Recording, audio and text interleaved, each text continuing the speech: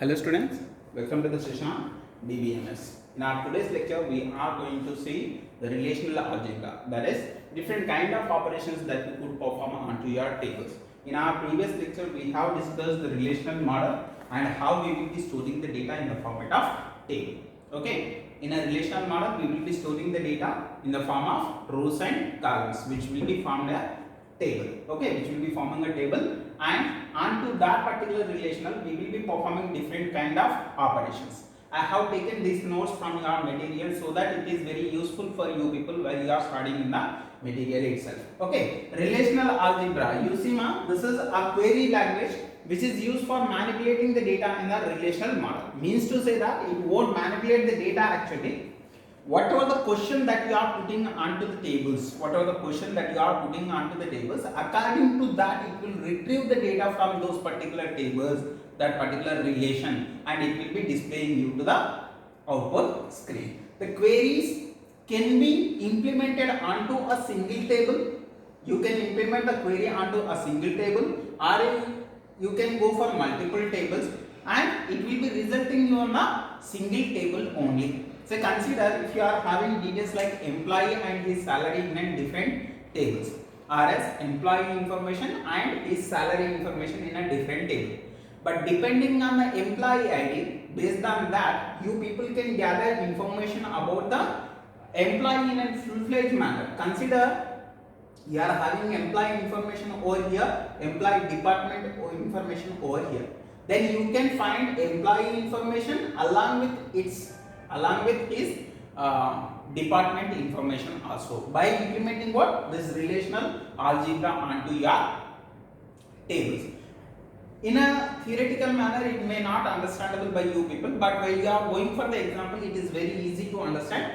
Just I'll go for the next sentence that we are having. The queries in the relational algebra are formed using a set of operators that accept two or more relations. As I said, you people, you can go for two tables or more than two tables also you can, and then returns a new relation instance as an output.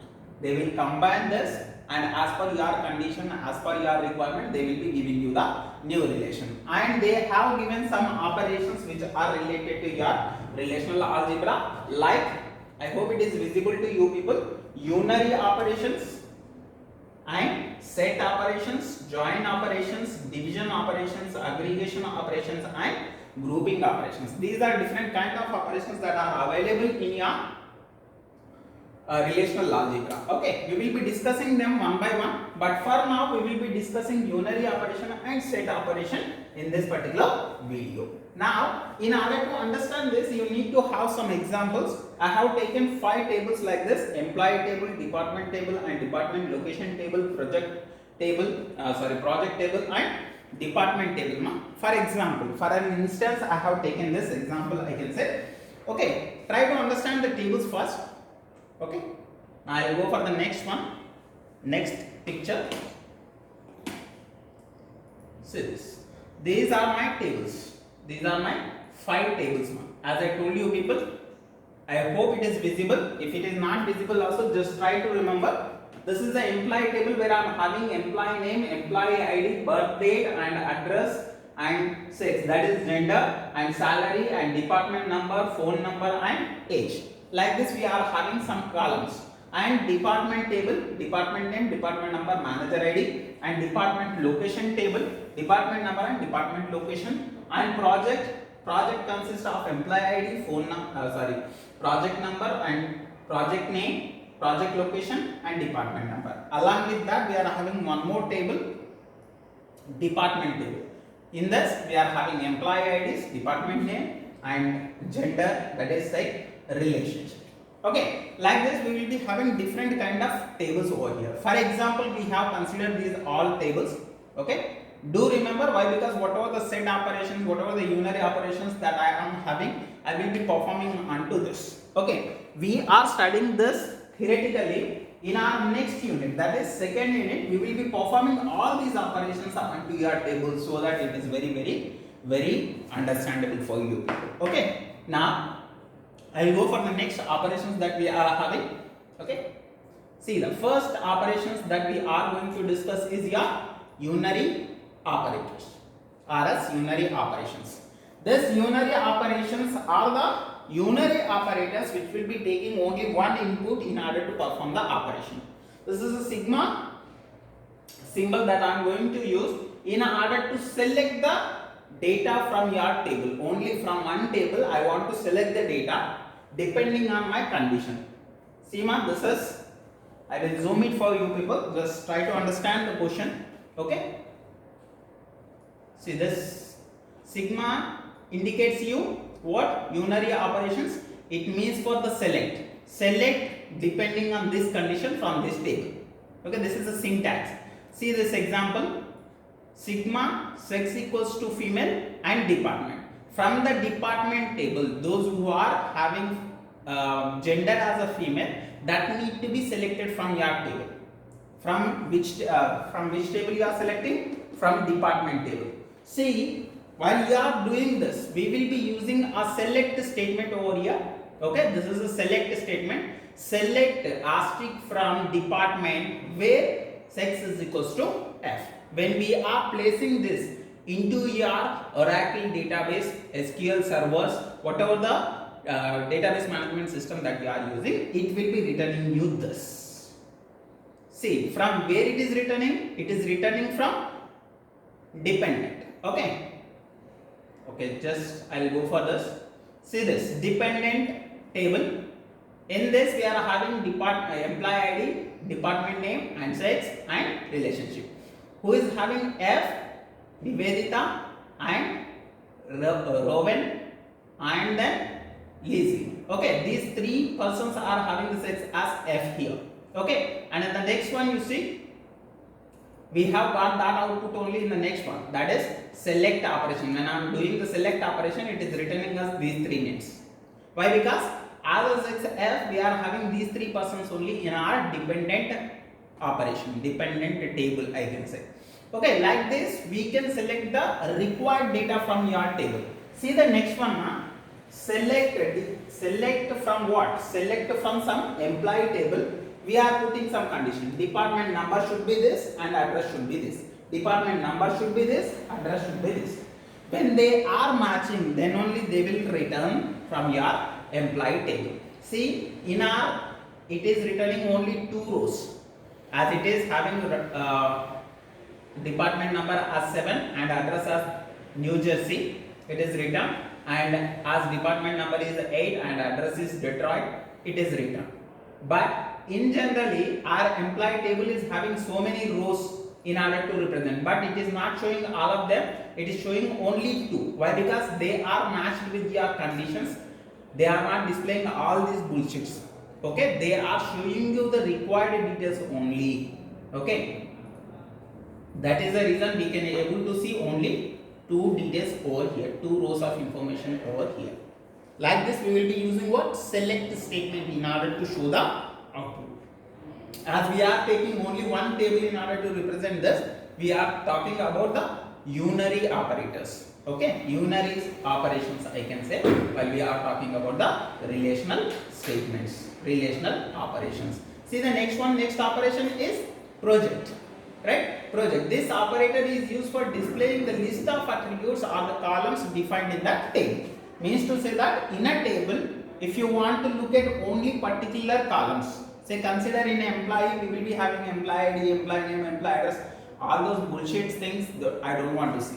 I want to see the salary of that particular employee. Then I will be giving only 2 columns, that employee ID and employee salary must be displayed to you people. Then we will go for the project operation. See this, the syntax will be this one. Project will be represented with the pi and we will be mentioning the attributes. Attributes are nothing but what? Columns.